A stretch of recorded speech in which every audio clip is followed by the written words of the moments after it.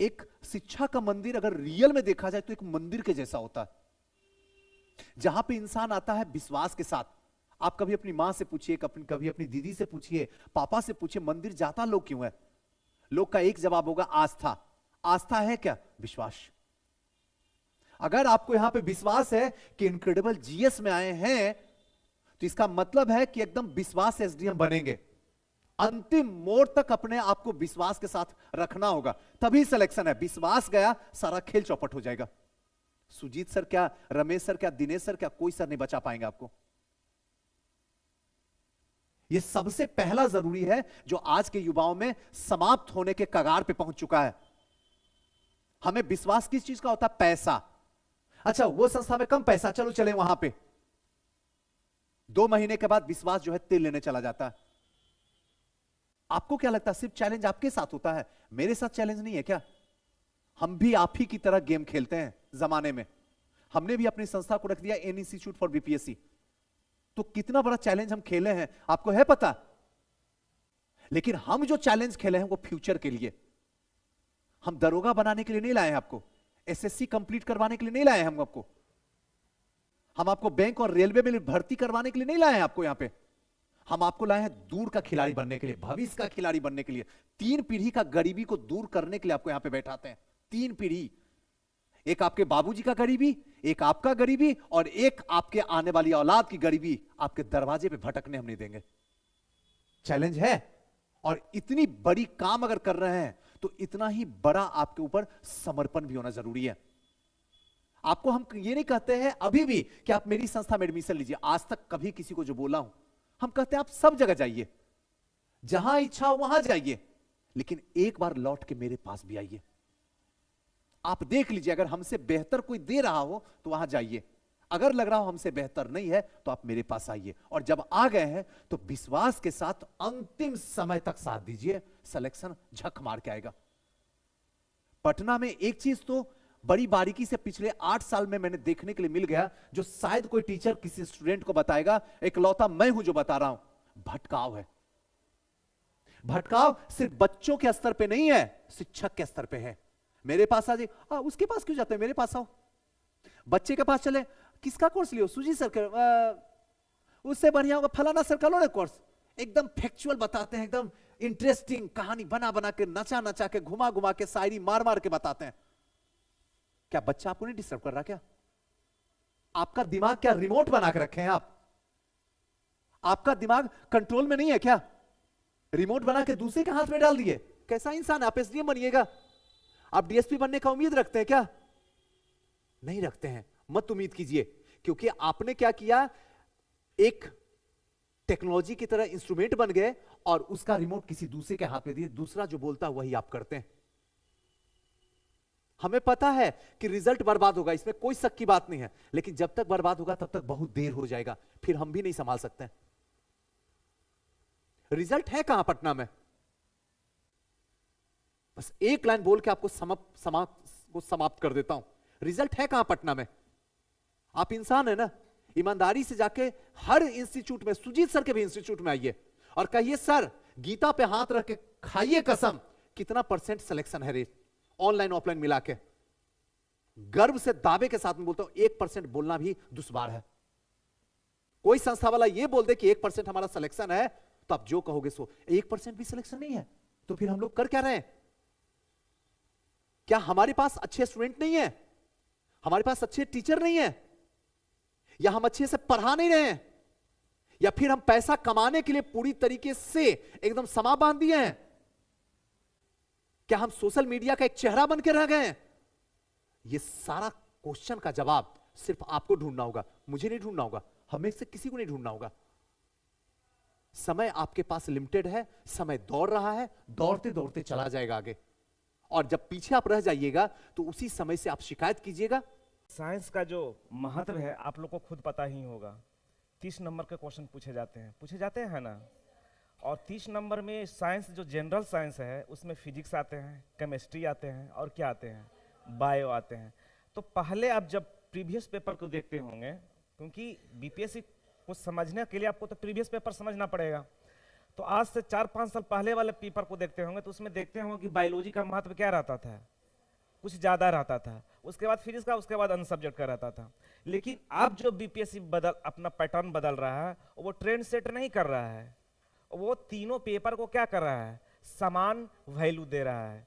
ठीक है, तो आपको वैसा ही बदलना पड़ेगा। अगर आपको बीपीएससी में साइंस सेक्शन से अच्छे नंबर लाना है तो आपको बीपीएससी के बदलते पैटर्न के अनुसार ही आपको तैयारी करनी पड़ेगी। ठीक है, और अगर आप इनक्रेडिबल जीएस से जुड़े हुए हैं या जुड़ना चाहते हैं तो हम ये नहीं कहते हैं कि हम बहुत अच्छे टीचर हैं, ठीक है, लेकिन इतना तो है कि आप अगर अच्छे से पढ़ते हैं किसी गाइडेंस के थ्रू, अच्छे टीचर के थ्रू यहाँ इस संस्थान में, तो कम से कम हम ये कहते हैं कि आप मैक्सिमम नंबर ला सकते हैं। जिस तरह से स्टूडेंट टीचर से जो आशा रखते हैं कि हाँ हम इस उद्देश्य से इस संस्थान में जुड़ रहे हैं, वही उद्देश्य टीचर को स्टूडेंट से रहती है। कहने का मतलब रेगुलर क्लास आए, ठीक है, जो सर टास्क देते हैं उस टास्क को बनाएं। जब हम प्रयास यहाँ पर देखते हैं, यहाँ का मतलब अधिकांश बच्चों से कहते हैं सर हम टेस्ट लेंगे, तो अगले दिन बच्चे ही नहीं रहते हैं। अब टीचर क्या करे, टीचर क्या करे? ठीक है, टीचर को, स्टूडेंट को टीचर पे हावी रहना चाहिए कि नहीं सर टेस्ट लीजिए, टेस्ट नहीं हो रहा है सर, तो टेस्ट के लिए कहेंगे तो स्टूडेंट ही गायब हो जाएंगे। तो धीरे धीरे क्या होता है कि हम लोग, मेरा अट्रैक्शन आप लोग से छूटता चला जाता है, छूटता चला जाता है ना। तो मैक्सिमम सोचिए कि आप क्लास में कंटिन्यूटी बनाइए, प्रीवियस और क्वेश्चन को बनाइए। ठीक है, कोई हम टॉपिक पढ़ा देते हैं तो उस टॉपिक से संबंधित रिलेटेड एमसीक्यू बनाइए। तो मेंस को अगर लिखना है तो आपको तो कम से कम तो ये सब जो अपना अपना सब्जेक्ट पे तो कंट्रोल ही करना पड़ेगा। और पीटी पास करने के लिए तो हम ज्यादा नहीं कहेंगे, 4 ही सब्जेक्ट आपके लिए इंपॉर्टेंट है, अब खुद जानते हैं, हिस्ट्री है, साइंस है, करेंट अफेयर्स है और बिहार का सेक्शन है। और मैथ का अगर मिला देते हैं तो इसी से आपको एक 120 नंबर आ जाती है, आता है ना। हिस्ट्री से कितना क्वेश्चन पूछता है? 35 क्वेश्चन पूछता है। साइंस से कितना क्वेश्चन पूछता है? 30 क्वेश्चन पूछता है। 30 क्वेश्चन किससे पूछता है? करंट अफेयर से पूछता है। 10 क्वेश्चन एप्टीट्यूड से रहता है, 10 क्वेश्चन मैथ से रहता है, उसी में से मैथ एप्टीट्यूड इसी से रहता है। और 10 से 15 आपको रहता है बिहार स्पेशल से रहता है। जोड़ लीजिए कितना हो गया, 30 से 30 60, 30 90, 10 100, 110, 115 के आसपास हो गया ना। तो ये सेक्शन आपको ज्यादा कवर करना है। ठीक है, आप तो वो रहा नहीं बात, आप पीटी के साथ साथ आपको मेंस का भी तैयारी करना पड़ेगा। तो 70% आपको कम से कम तो पीटी पे ध्यान देना पड़ेगा, और पीटी के साथ साथ 30% जब तक एग्जाम ना हो जाए। तो हम तो आपके साथ किस सेक्शन के साथ जुड़े हुए हैं? साइंस भी पढ़ाएंगे, फिजिक्स भी पढ़ाएंगे, केमिस्ट्री भी पढ़ाएंगे और फिजिक्स भी पढ़ाएंगे, केमिस्ट्री भी पढ़ाएंगे और बायोलॉजी भी पढ़ाएंगे।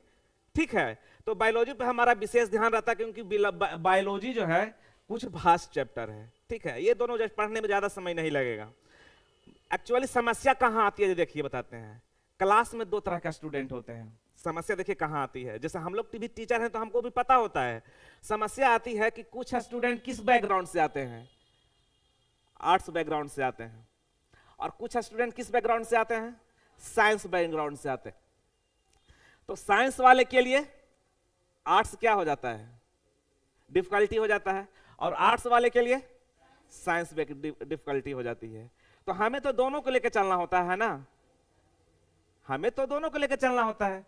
तो मेरा तो स्ट्रेटजी यही है कि अब से अगर आप लोग चाहें तो डेली कंटिन्यूटी बनाइए।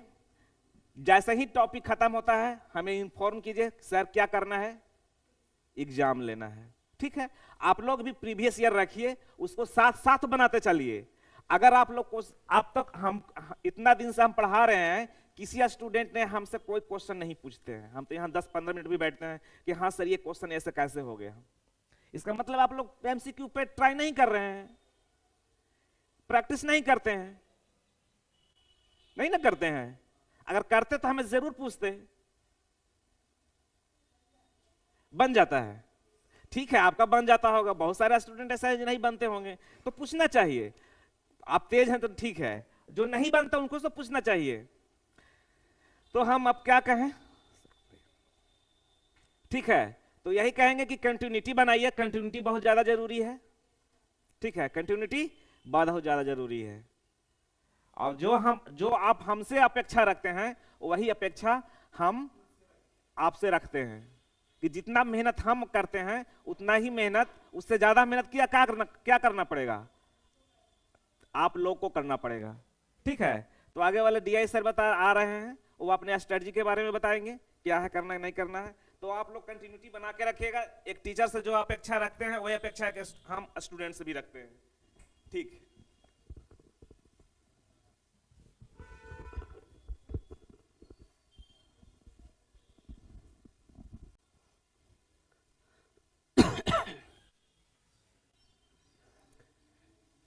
डीआई के बारे में आप लोग तो पहले जान चुके हैं, और नहीं जान रहे तो भी आप सीखते कि ये पेपर 1 में 72 मार्क्स का आता है, और आपका बीपीएससी के जितने सारे पेपर है उसमें केवल यही एक पेपर है जिसमें आप 100 में 100% मार्क्स उठा सकते हैं।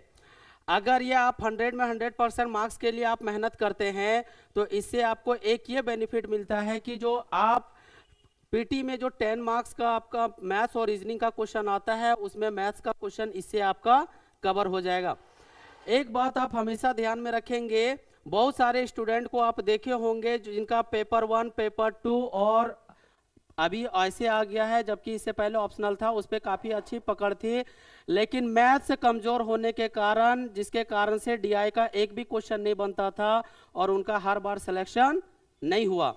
और बहुत सारे ऐसे स्टूडेंट हैं जिनका बाकी सारे सब्जेक्ट में एवरेज है, लेकिन डीआई में वो अच्छा नंबर लाया, जिसके कारण से उनका इंटरव्यू कॉलिंग भी हुआ और अच्छे रैंक से वो सेलेक्ट भी हुए। अभी हमारे जानने वाले में से कई ऐसे स्टूडेंट हैं जो 72 में 72 मार्क्स लेकर आए हैं और वो इंटरव्यू भी दिए हुए हैं, फाइनल सिलेक्शन भी हुआ है ड्यू टू सिर्फ डीआई। तो अगर आपको डीआई स्ट्रॉन्ग करना है तो इसके लिए एक रणनीति के तहत आपको हमेशा तैयार करना पड़ेगा। इसमें एक बात आप हमेशा ध्यान में रखेंगे कि पहले जो आपका क्वेश्चन था आपका एट 12, 13, 11, 12, 13 और 14 4 क्वेश्चन पूछता था, जिसमें से एट रैंडम आप किसी भी 2 क्वेश्चन को बना सकते थे। लेकिन अब जो है डीआई में थोड़ा ट्विस्ट कर दिया हुआ है। ट्विस्ट करने का मतलब क्या है कि अब आपका जैसे 7 नंबर है इसमें अथवा करके क्वेश्चन पूछ दिया हुआ है, 8 नंबर है इसमें भी अथवा करके पूछ दिया है। इसमें आपका ये कारण क्या है कि अगर ये दोनों इजी क्वेश्चन है तो दोनों इजी में से केवल आप एक ही इजी क्वेश्चन बना सकते हैं। यहाँ पे दोनों हार्ड क्वेश्चन है तो दोनों हार्ड क्वेश्चन में केवल एक ही हार्ड क्वेश्चन बना सकते हैं। इससे पहले वाले में क्या था कि आप दोनों इजी क्वेश्चन बना लिए, दोनों हार्ड क्वेश्चन को छोड़ दिए। तो एक बात आप हमेशा ध्यान में रखेंगे कि मेंस में सिलेक्शन होने के लिए इंटरव्यू कॉलिंग आपका तभी आएगा जब डीआई और आपका ऐसे मजबूत रहेगा तब। क्योंकि अभी का जो सिलेक्शन है वो डीआई और ऐसे के बदौलत ही सिलेक्शन हो रहा है। अभी 68 से जिनका भी आप रिजल्ट देखेंगे उनका डीआई काफी अच्छा रहा, इंटरव्यू कॉलिंग हुआ, फाइनल सिलेक्शन हुआ।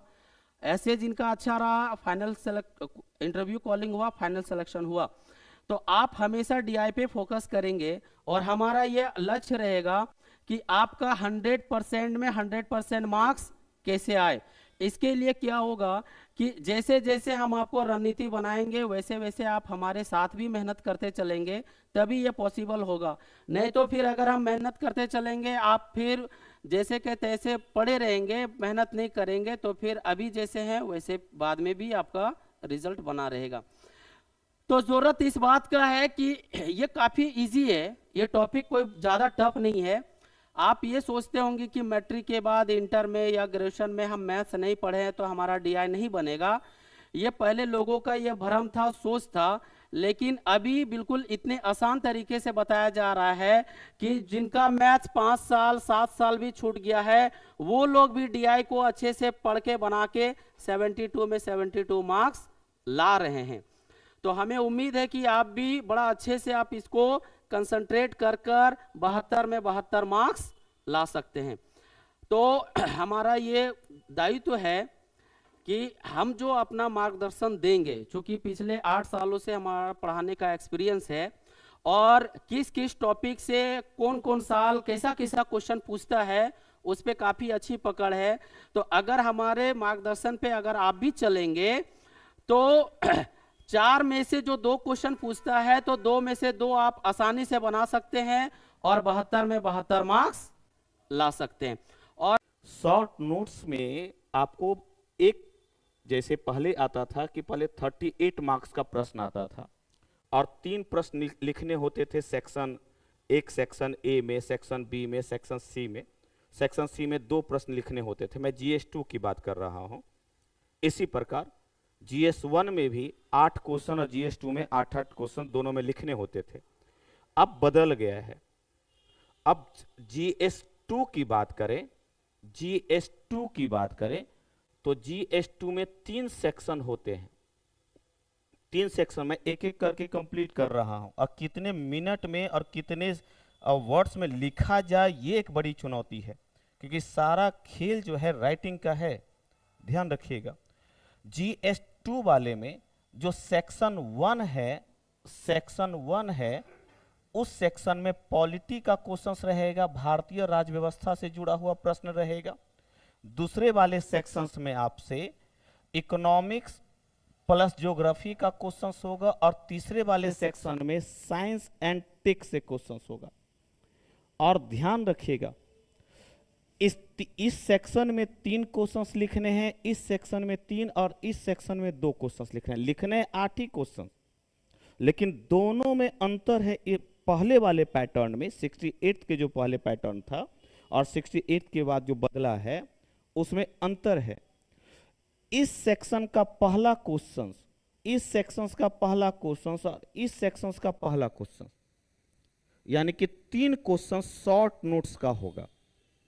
ध्यान रखिएगा, इस सेक्शन का पहला क्वेश्चन शॉर्ट नोट्स होगा, इस सेक्शन का पहला क्वेश्चन शॉर्ट नोट्स है, और इस सेक्शन का पहला क्वेश्चन शॉर्ट नोट्स है।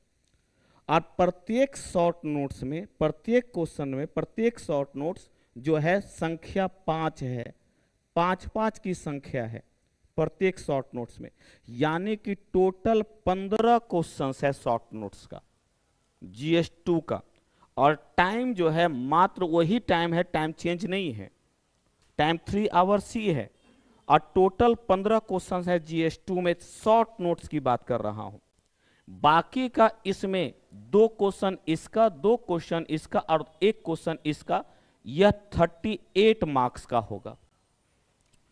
ध्यान रखिएगा, इसलिए शॉर्ट नोट्स की भूमिका बड़ा इंपॉर्टेंट है। टोटल GS2 वाले पार्ट में शॉर्ट नोट्स 15 पूछे जाएंगे बंधु, 15 शॉर्ट नोट्स है GS2 वाले पार्ट्स में। और GS1 वाले पार्ट्स में जो शॉर्ट नोट्स की संख्या है, GS1 वाले पार्ट्स में शॉर्ट नोट्स की संख्या 10 है। DI में शॉर्ट नोट्स नहीं है, 10 है। 5 हिस्ट्री से है और 5 जो है IR वाले सेक्शन से होगा, यानी करंट वाले सेक्शन से होगा। यानी कि टोटल पूरे GS की बात करें तो टोटल क्वेश्चन 25 है शॉर्ट नोट्स के रूप में, 25 क्वेश्चन है। और एक क्वेश्चन जो है, एक क्वेश्चन शॉर्ट नोट्स का, वो 7 नंबर या 8 नंबर का होगा, 7 नंबर या 8 नंबर का होगा। और 7 या 8 नंबर का होने का मतलब है गुरु कि अगर यहां कमी हुआ तो आपका दूसरा, अच्छा इसमें एक समस्या है कि आप जो है उतना ही लिखेंगे जितना क्वेश्चन मांग रहा है, क्योंकि आपके पास अब स्पेस भी है लेखन का, उतना ही स्पेस में आपको रखना है। ध्यान रखिएगा, तो नंबर ऑफ क्वेश्चंस यहां शॉर्ट नोट्स का इतना है। आप समझिए, यानी कि अब ये जो एक क्वेश्चन जो है वह 38 मार्क्स का अब भी है, 38 मार्क्स का ये भी और 36 मार्क्स का ये भी है, यानी कि 114 मार्क्स का ही रखा हुआ है। 38, 38 और 36 अकेले कवर कर रहा है। ध्यान रखिएगा, शॉर्ट नोट्स। इसके बाद आपसे 2, 4 और 5 क्वेश्चन जो आपसे पूछा जाएगा वो 38 मार्क्स का है। ये है GS